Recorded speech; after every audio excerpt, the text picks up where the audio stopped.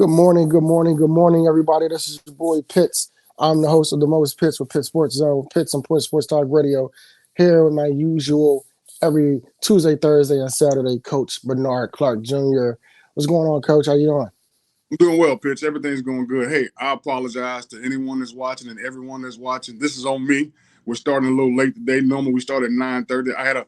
Everybody has a boss. And I had to meet my boss this morning. I had to meet with the AD and have a conversation with him about some things that are going on with the university, with the football team. So had one of those productive meetings this morning with my boss. So thanks very much for showing. Uh, Man, not at all. Not at all. And in the middle of the show, we may have a guest. So you guys bear with us, but we're just gonna go ahead and jump right into it Absolutely. and talk about the results. We last time we spoke was Execution Saturday. You guys were going up to Rhode Island, playing against Bryant, and it didn't turn out the way that you wanted it to. Can you give us a synopsis of how that game played out? Because it looked like statistically, even from time of possession, you guys were in control the entire time. The biggest thing that happened in that game, Pitch, is what we can't do. And I'll just kind of give you a rundown of where we are right now. This will give you a better idea. Throughout the season, we've had injuries, but, injuries kind of decimated us a little bit. Right now, we have three starting offensive linemen down, so we had three reserves in on the field. We lost our starting wide receiver because of a targeting penalty on the punt team. He's running down on the punter. He targeted the punter. We're down to two redshirt freshman safeties because our safeties are hurt that have really never played a college game. We're down to two corners because one of our corners was hurt. And so injuries have kind of put us in a bad situation more than anything else. But the crazy thing about it, the reason we lost that game, obviously Bryant was a good football team, but the biggest reason we lost that game, we had 4 turnovers. And every possession that Bryant had where they scored a touchdown was probably on the plus side of the field except one of them. And so most of the drives where they scored a touchdown, they started plus 45, plus 8, plus 20 because of turnovers, because of special teams. And it goes back to what you and I spoke about when we talk about the possessions that are important and field position, how important it is. We had some bad special teams play, and that's because of the injuries that we have, that we're having bad special teams play. So we got to make some adjustments with our special teams and how we're going to go about doing it as coaches in order for us to be productive at special teams, in order to keep us in a good position when it comes to field position. When you talk about the turnover, the high turnover, and the one could say your best ability is your availability, but when you're injured, and you talk about the difference between injured and being hurt being I'm banged up but I can go back in and finish, injured meaning I can't go at all. Exactly. So when you talk about the rotating, the revolving door of injuries, and the expectation for that next man, as we spoke before, Tomlin's phrase is next man up. But ideally, while you would love that to be the case, if you haven't practiced with the ones, and if you haven't practiced with that starting group, your chemistry is not on, and everything about football is about chemistry. Can you talk about the challenges that brings when you have so many injuries in game and before game? Absolutely. I mean, let's start with the offensive line. We didn't have our starting center, so we had to put a redshirt freshman center in there. And during the game, we lose our starting left tackle. Our left tackle goes down. Now we got to rotate. We had to take a guard and put him out to tackle and bring a new guard. To start the game, we didn't have our starting our starting left guard to begin with.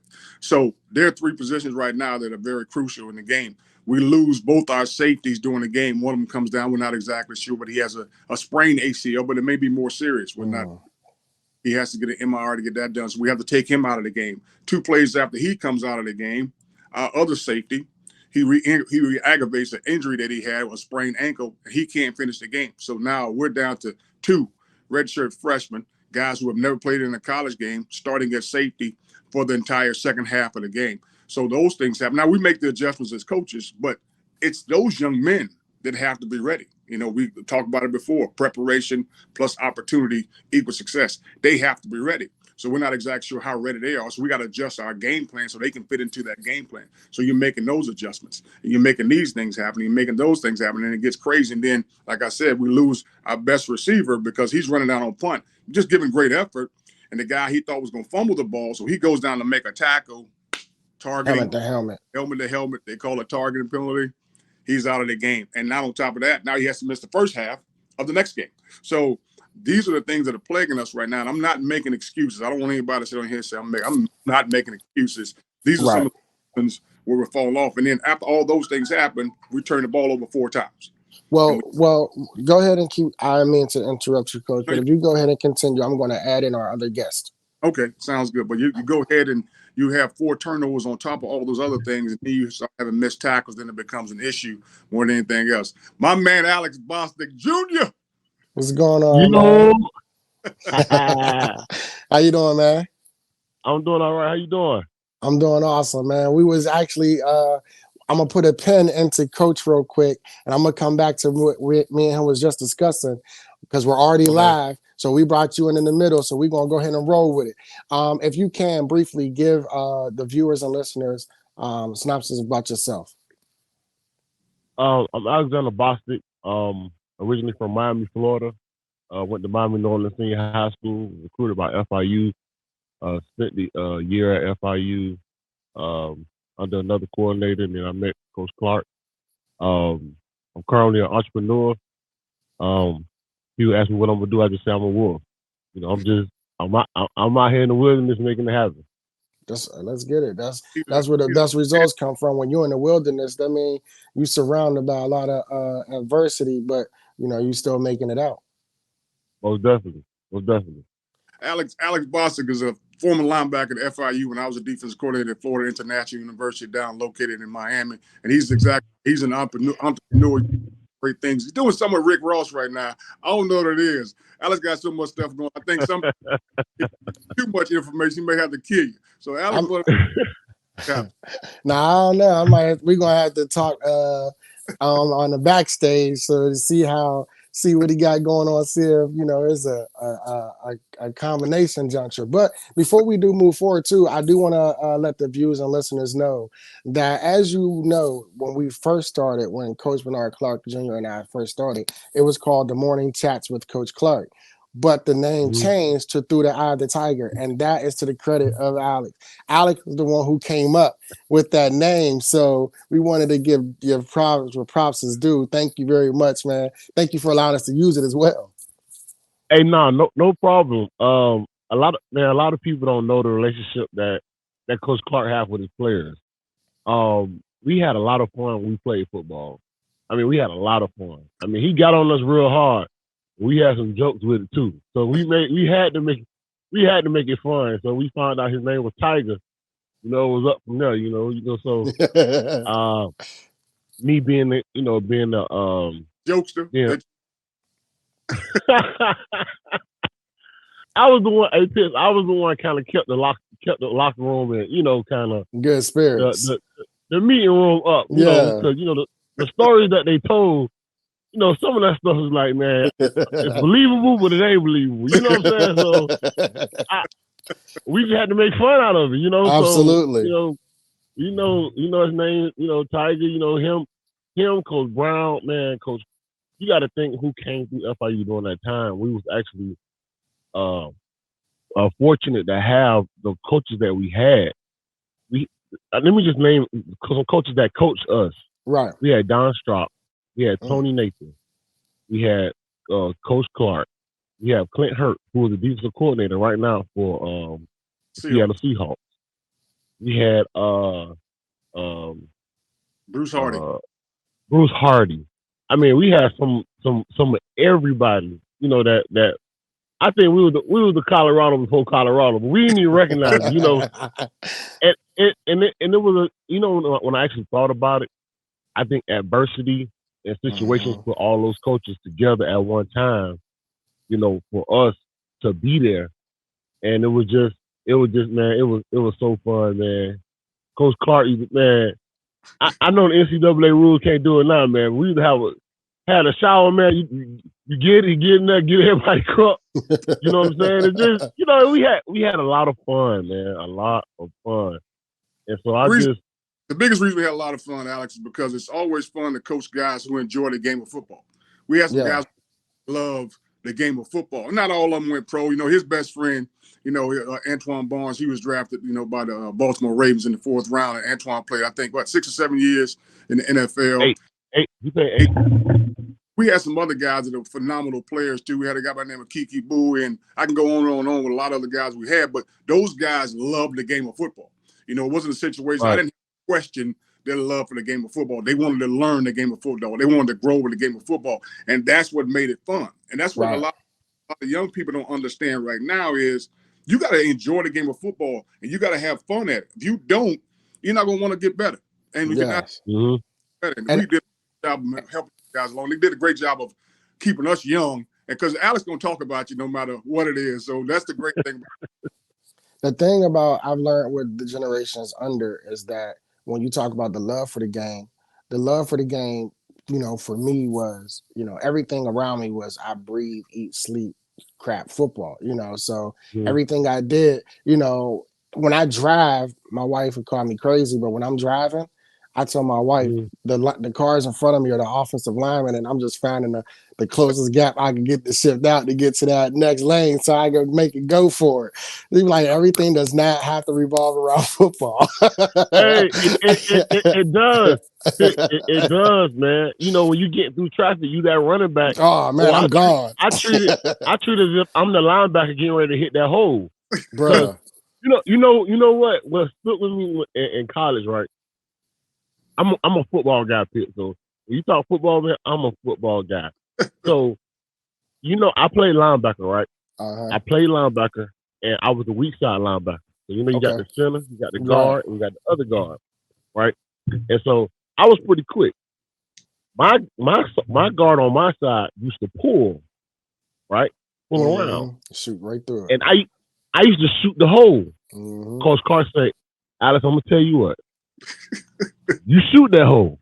But if you don't make that play, it's over. And so in my head, the whole time, I'm like, I'm gonna make the play. So, you know, I used to shoot every time. Boom!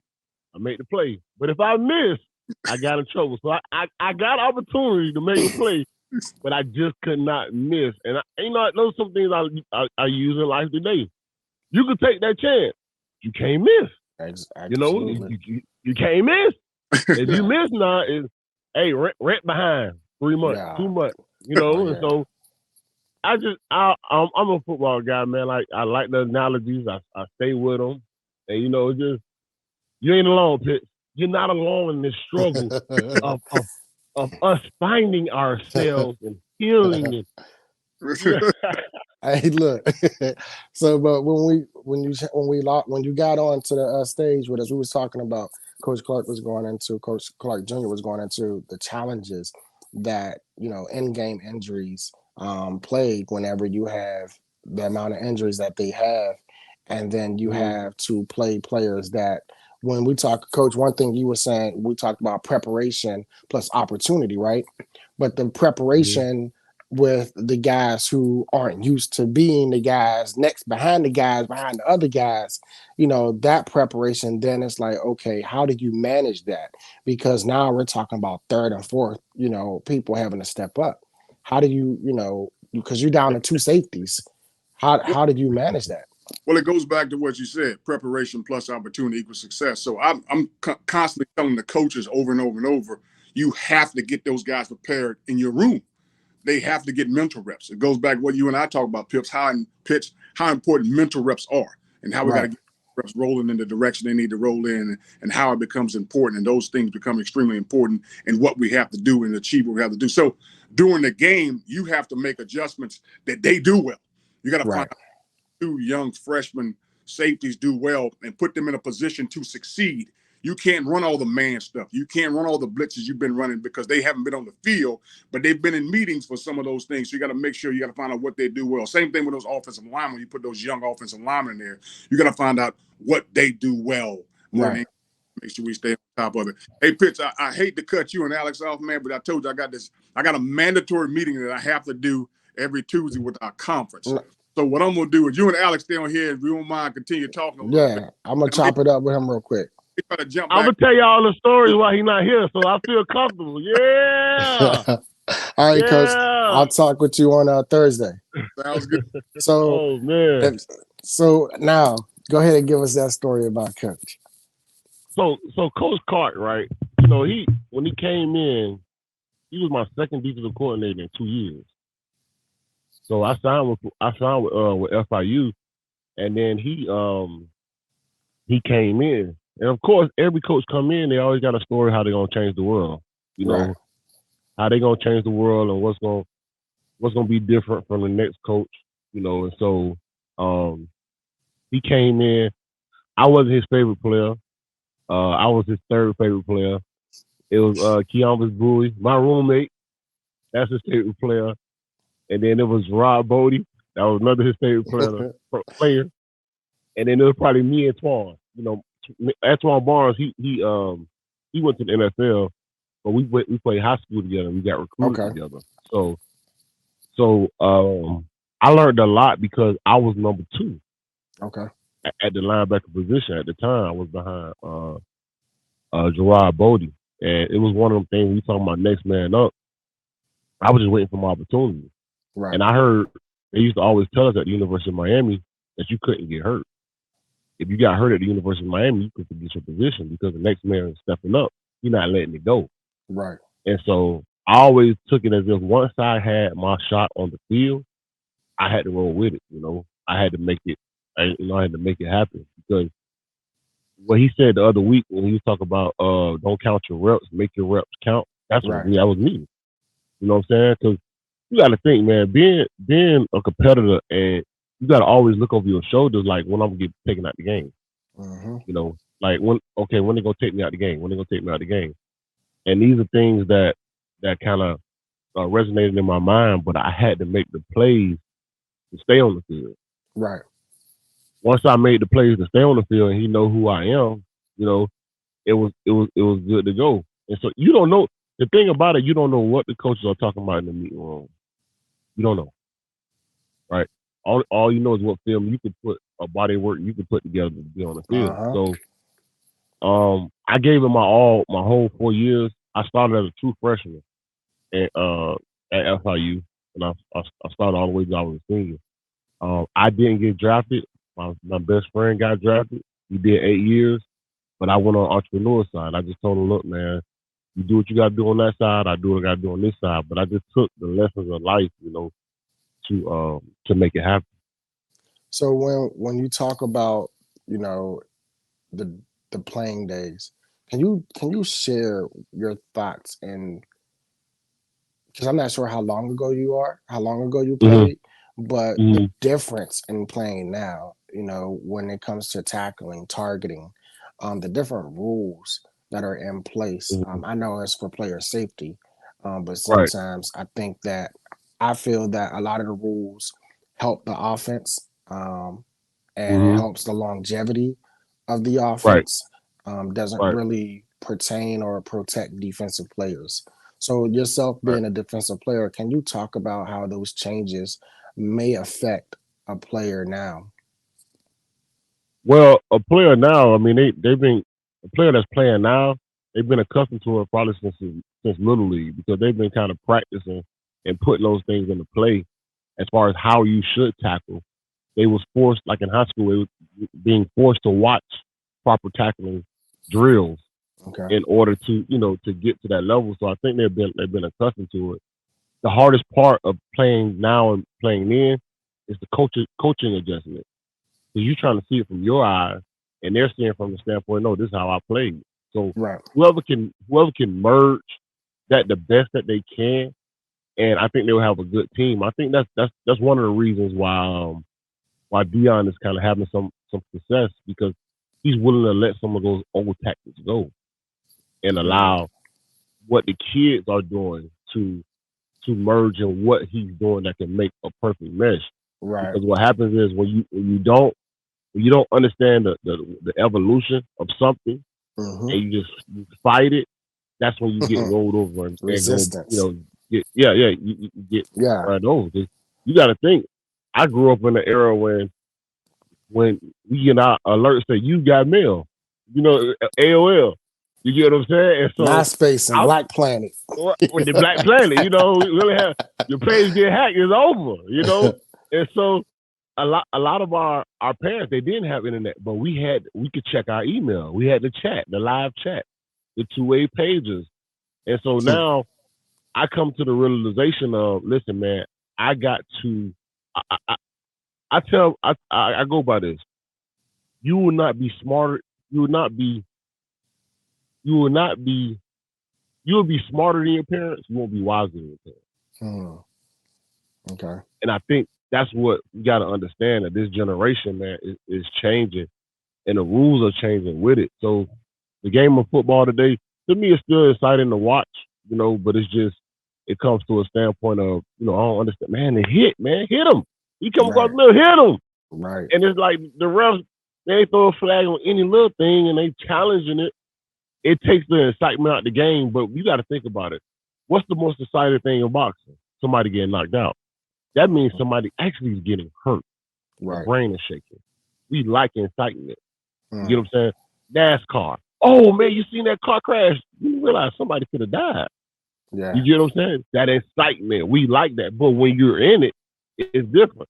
But then when somebody like Hamlin of the Buffalo Bills get carted off the field, everybody want to slow down. You Yeah. guys, this is why it's important. You should always got to think. So I'm not mad at it because I understand that I got partners right now, man. They hardly can't walk.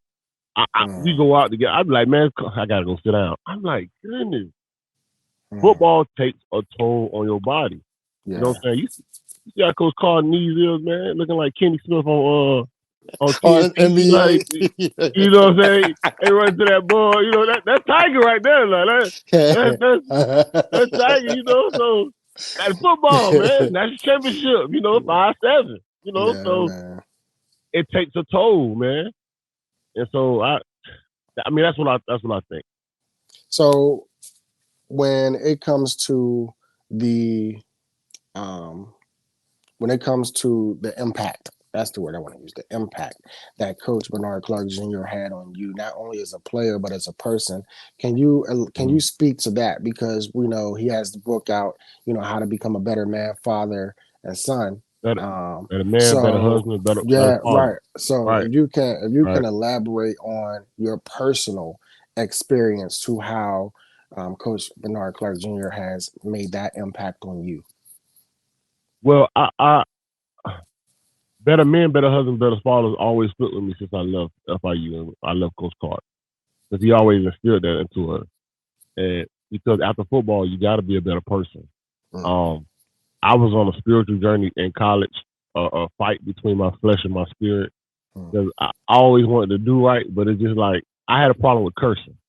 You get what I'm saying? I'm on the field and I used to curse a lot, man. Oh, that's And that's my all dad of us. Yeah. and my dad was a pastor for 27 years, but that doesn't rub off on me to say, oh, I'm Right. staying on, or Right. whatever. Right. But so that was I had a problem with, and so Coach Clark would just say, man, look, every time you cuss, bro, you're gonna do push-ups. You get what I'm saying? So he didn't get on me, but he kind of molded me my way out of it. And Right. so it was kind of funny because not funny, but it's funny to me because back then you watch Coach Clark play, man, they was a beast. They was They they was was killing. sinners. They was It was sinners dogs. versus saints. They were dogs. They doing whatever they got to do. And now you get Yeah. this guy, this holy guy, coming to coach me now. I'm like, hold on, man, where you was? I mean, so Yeah. I see his transition. You get what Yeah. I'm saying? I seen what he was doing during the time. I seen him with his wife and how he treated her, and how she was always at the game. She was always there. So I'm like, dang, that's what I want. I want somebody to be there. And in a transition, because a lot of people don't understand when coaches get hired or fired, they move it and their wives are with the transition. Yeah. So I'm like, you know what? I need somebody like that that's willing to believe in my dream, believe in me to believe in my dream and be okay with the transition. That was the Yeah. hardest thing that I saw in Coach Clark. See, I was more of a person. I looked at life different. I looked at Coach Clark and Coach Brown, man, at FIU, man. Them guys was man. One day you got to get Coach Clark and Coach Brown on the show and just let me get on there, and I'm gonna Hmm. tell some stories, bro. Them boys got. I'm talking about from turning down Holly Berry in the Mm. club. Because Denzel Washington stepping on somebody's shoes. True. Coach, we were so close, Coach. Yes, we were so close that if a coach broke down, I had to go get him. Okay. Like that's how it was. That's how Go, that's hey, how it was. hey, come get me. I'm on Alex, man, 95. listen, man. Coach, man, he gonna kill me, but I'm still tell the story. Coach Brown, he was at AutoZone. He called me. He said, Alex, come get me. I said, what's up, Coach? That's how you call. Alex, come get me. Get him. Go. I go ahead and go get him. I said, Cole, wrong. Alex, just get down here and get me. I said, all right, Cole, I'm coming. I'm coming. I went down there. I said, Cole, what happened? Man, this mother starter fell on my eye. He tried to change his own starter.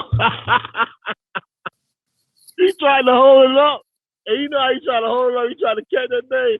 That thing came out of this mother starter fell on my eye. Man, listen. So He under the me car. driving, oh man, me driving down there the whole time. I'm trying. I said, Alex, get out all your laughs right now. Because when he get in this car, don't bust out laughing. Man, I got in that car, man. He over there, though. He had that thing in his eye, and I'm just trying to look shit. I'm like, Cole, you know somebody want to buy a truck? Nigga, had him. He was so mad. He was so mad he wanted to give away the truck. Man, listen, man. It was that look, Felice, what's that guy hit in the eye? Craig, not Craig, what's the dude's name? Red on Friday. On Friday. So Pitts, we had a family oriented environment, and in Coach Clark, he brought that element to the game to where I had to respect him. Yes. But at the same time, I learned a lot from his family, from his life, from his coaching, from his style, and I learned a lot from him. I do want you on. I want to do a separate show with you about that separately, if we can schedule Okay. that, because that is a very good point that you make. Because what happens is it doesn't stay within that collegiate area; it transcends to them off the field and how they manage and how they operate as humans, as men off the field. Mm-hmm. When something's not working, I flee. Right. Yeah. So yeah. Yeah, man. So that's cool. If you can you shout out your social media for the listeners? Okay, actually on the screen. Okay, My awesome. Instagram is boss. Yeah, I always put it on. I mark it every time I can, man. Every chance I get, I mark it. I call this is what they call them. And we thank everybody for tuning in, man. Yeah, they think they say my business. What I do. This is the name of my business right here. Everything Everything Boston. Boston. Whatever you need, man. You need a car wash, man. You need a yard cut, man. I find them. I do it all, So that's my Instagram, Bostic Sharoff. On Instagram, Facebook, I'm Alexander Bostic. I ain't hard to find. I'm on prime before prime time. So, it just don't matter. You can find me. We can make it work. And I'm here. Let's do that. I want to definitely schedule something separately with you, but I'm also going to work on the show with the four of us, Coach Brown, Coach Clark, and yourself. Absolutely. Awesome. Listen, everybody, we thank y'all. We thank y'all for y'all patience with us today, man. It's your boy Pitts from Pitts and Push Sports Talk Radio, Pitt Sports Zone, Bowie TV, coming to you live. You can catch these shows on Comcast, Channel 77, Verizon, Channel 11. It's going down. Holla at your boys.